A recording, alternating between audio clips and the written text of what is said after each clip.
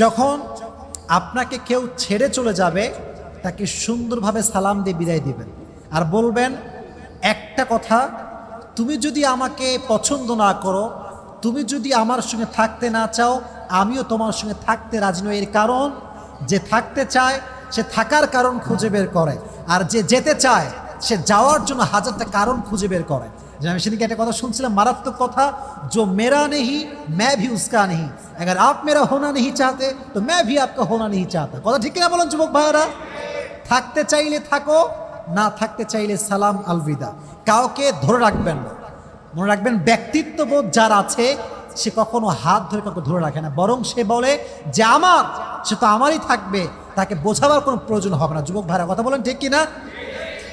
তো আয়েশা বুঝে গেলেন যে ব্যাখ্যা করে কোনো লাভ নাই। আল্লাহ যদি আমাকে সঠিক জানে, দুনিয়ার কে কি ভাবলো আই ডোন্ট